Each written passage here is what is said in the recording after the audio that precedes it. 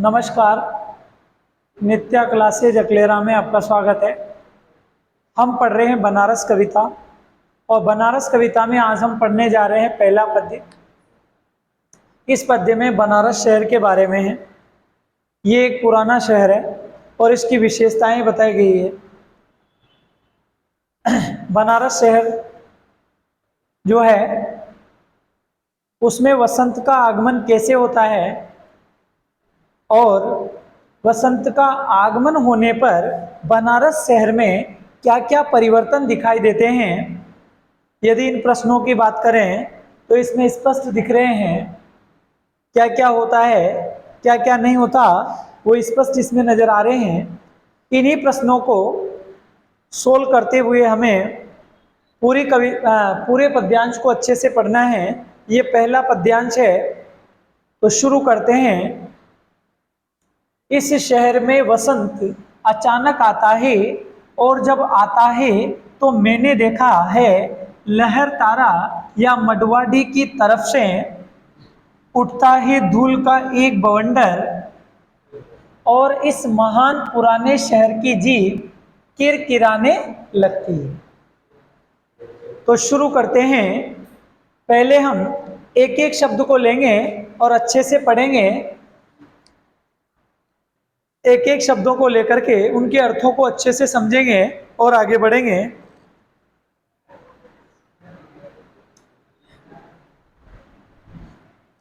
पहले हम यहां से शुरू करेंगे। मैंने देखा, ठीक है, इसको ले लेंगे नंबर 1 पर। मैंने मतलब कवि ने देखा, कवि ने देखा कि कवि ने देखा कि मैंने देखा है, कवि ने देखा कि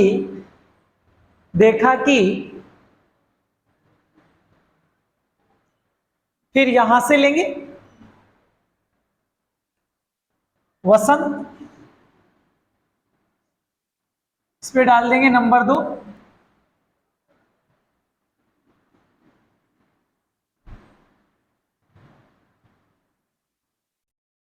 वसंत, कवि ने देखा कि वसंत,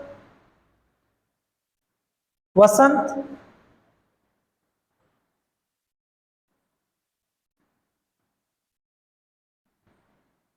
के, वसंत के, फिर हम 3 नंबर पर इसको लेंगे अचानक, अचानक को लेंगे अकस्मात,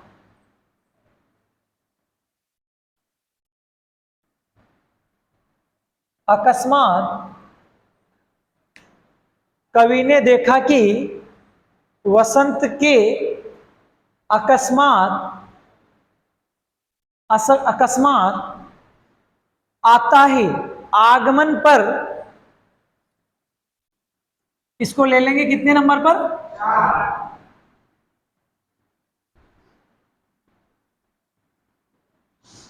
आगमन पर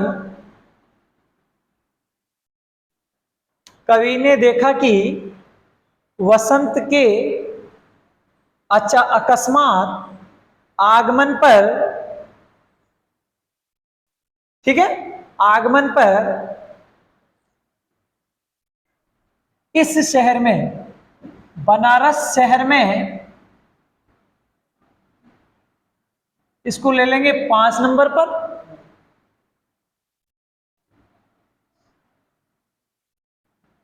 बनारस शहर में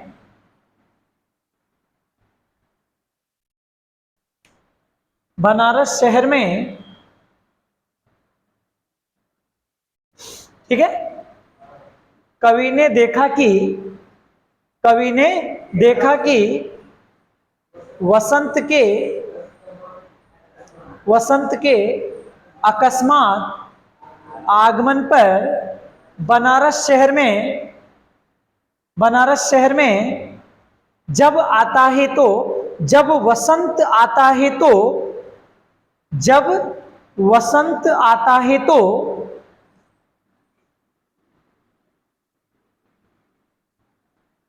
इसको ले लेंगे नंबर 6 पर। जब वसंत आता है तो,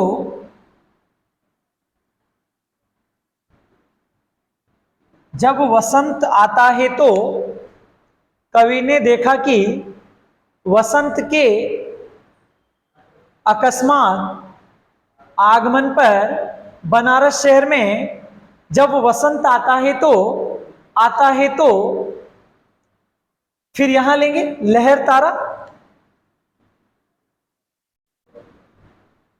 इस पे ले लेंगे नंबर 7 लहर तारा।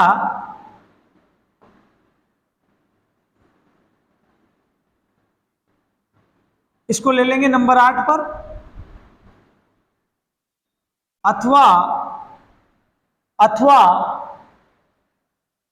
लहर तारा अथवा अथवा मडुआ डी,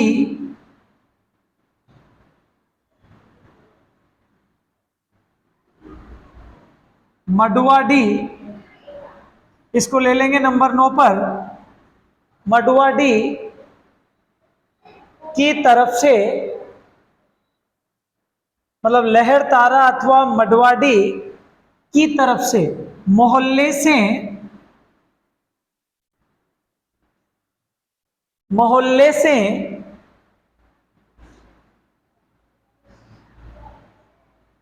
मोहल्ले से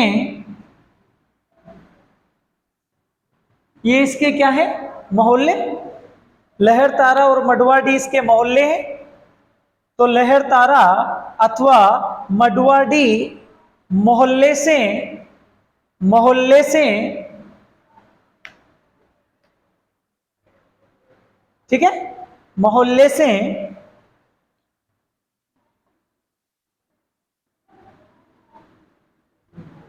धूल का, इसको ले लेंगे नंबर कितने पर 11 पर। धूल भरी, मोहल्ले से धूल भरी, धूल भरी, और इसको ले लेंगे नंबर 12 पर। नंबर 12 पर आंधियां, धूल भरी आंधियां, धूल भरी आंधियां उठता ही, इसको ले लेंगे नंबर 13 पर। नंबर 13 पर चलती हैं, चलती हैं, ठीक है। अब हम यहां शुरू से लेते हैं पूरा। नंबर 1 पर यहां लिखा हमने सबसे पहले, कवि ने देखा कि वसंत के अकस्मात आगमन पर बनारस शहर में जब वसंत आता है तो लहर तारा अथवा मडवाडी मोहल्ले से धूल भरी आंधियां चलती है, मोहल्ले से धूल भरी आंधियां चलती है, ठीक है, चलती हैं। और मतलब जिसके कारण, इसको ले लेंगे नंबर कितने पर आ रहा है 14 नंबर पर। जिसके कारण, जिसके कारण, इसको ले लेंगे 14 नंबर पर। जिसके कारण, ठीक है, जिसके कारण इस महान, इसको ले लेंगे 15 पर, इसको ऐसा कैसे लिख देंगे, इस महान, जिसके कारण इस महान, ठीक है। फिर लेंगे पुराने शहर की, इसको ले लेंगे नंबर 16 पर, पुराने बनारस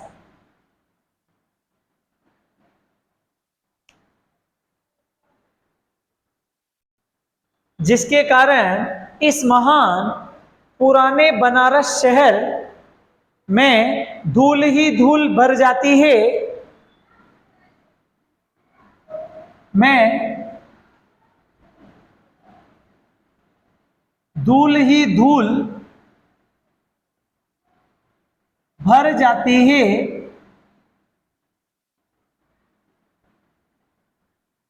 अब हमने जीव शब्द छोड़ दिया, उसको बाद में लेंगे, पहले और पढ़ेंगे, समझेंगे। जिसके कारण इस महान पुराने शहर बनारस में धूल ही धूल भर जाती है। क्या चलने से?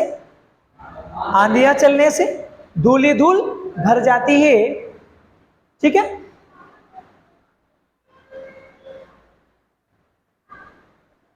अब लेंगे नंबर 17, यहां ले लेते हैं 17 पर, जिस प्रकार मुंह में धूल के कण आने पर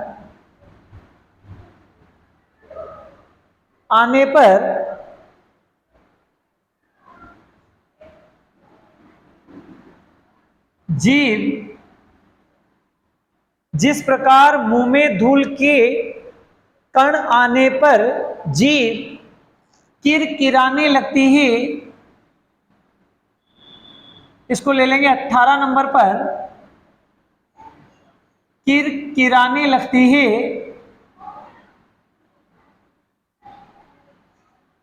किरकिराने लगती है, ठीक है।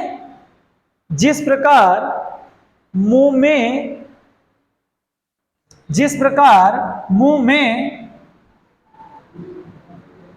हाँ यहां सही करना पड़ेगा। जिस प्रकार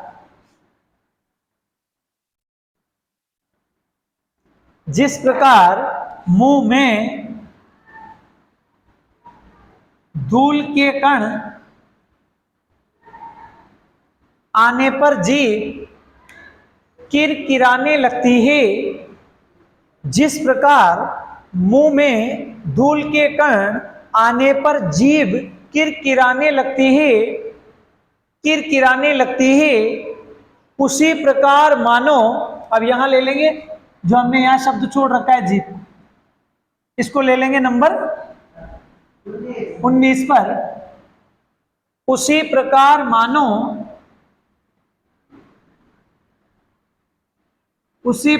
मानो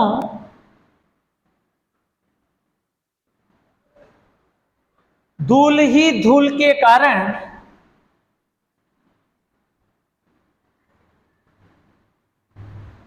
यहां तक नजर आ रहा है कि नहीं आ रहा है? देखना। उसी प्रकार मानो धूल ही धूल के कारण, उसी प्रकार मानो धूल ही धूल के कारण इस शहर की जीभ,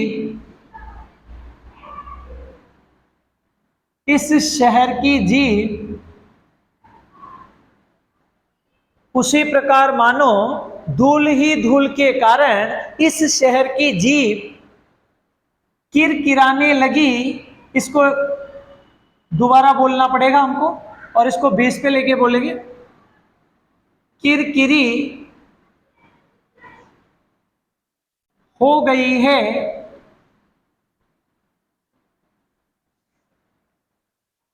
ठीक है। उसी प्रकार मानो धूल ही धूल के कारण इस शहर की जीभ किरकिरी हो गई है।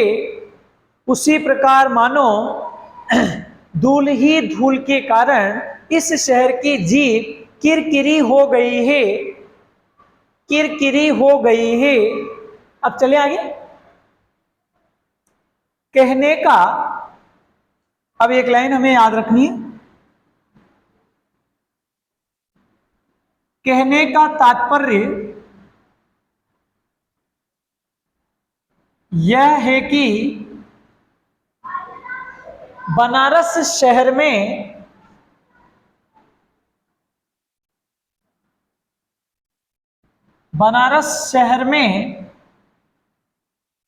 वसंत आने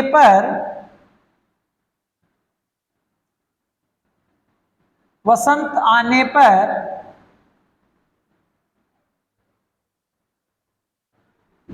सारे शहर में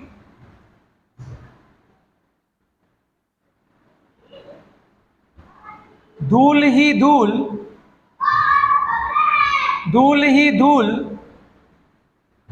भर जाती है।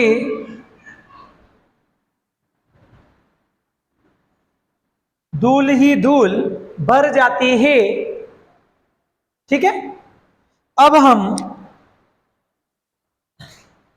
शुरू से इसको समझेंगे, तो ध्यान दीजिएगा। सबसे पहले हमने लिया इसको, एक नंबर को, मैंने देखा है, कवि ने देखा कि, मैंने देखा है, कवि ने देखा कि वसंत के, हमने ये ले लिया वसंत के अचानक, तो इसका अर्थ ले लिया अकस्मात आता है, आगमन पर इस शहर में, बनारस शहर में, और जब आता है तो, जब वसंत आता है तो लहर तारा अथवा मडवाडी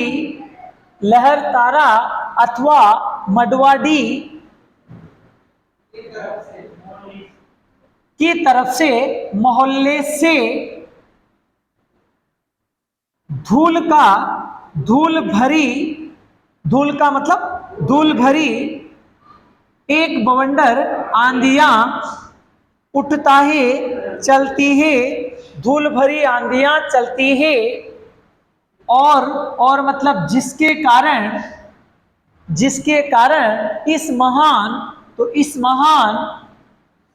पुराने शहर की, पुराने बनारस में धूल ही धूल भर जाती है, धूल ही धूल भर जाती है। फिर ये शब्द छोड़ना है और हमें हमारी तरफ से ये बोलना है, जिस प्रकार मुंह में धूल के कण आने पर जीभ किरकिराने लगती है, जिस प्रकार मुंह में धूल के कण आने पर जीभ किरकिराने लगती है। फिर इसको ले लेंगे, उसी प्रकार मानो धूल ही धूल के कारण इस शहर की जीभ, और इस शब्द को एक बार डबल बोलेंगे, किरकिरी हो गई है। तो कहने का तात्पर्य यह है कि बनारस शहर में वसंत आने पर सारे शहर में धूल ही धूल भर जाती है। सारे शहर में क्या भर जाती है? धूल ही धूल भर जाती है। अब यहां हमें दो तीन बातें याद रखनी है। देखिए, यदि हम भाषा की बात करें तो भाषा कौन सी है? सरल भाषा, यहां ले लेते हैं। अगर हम भाषा की बात करें तो भाषा कौन सी है? सरल। और यदि हम शैली की बात करें तो शैली कौन सी है? वर्णनात्मक। यदि हम छंद की बात करें तो छंद कौन सा है? यहां तक नजर आ रहा है? और यदि हम पहले इनको सोल्व करते हैं, भाषा कौन सी हो जाएगी? सरल भाषा, प्रसाद गुण से युक्त,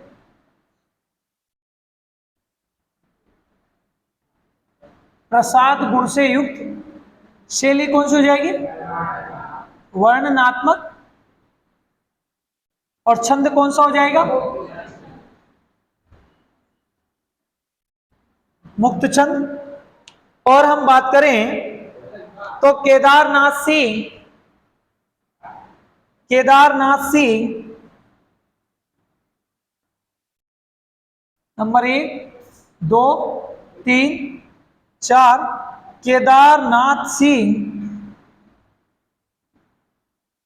नई कविता के कवि हैं। नई कविता के कवि हैं। अगर अलंकारों की बात करें तो कौन सा आ जाएगा? अनुप्रास। कौन सा आ जाएगा? अनुप्रास। तो चलें, हमने इस प्रकार पूरे पद्य को पढ़ा और अच्छे से इसे समझा।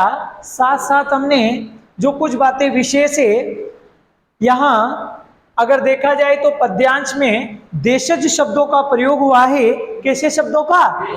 देशज शब्दों का। चाहे यहां लिख सकते हैं, हम यहां लिख सकते हैं पद्यांश में कैसे शब्दों का? शाबाश।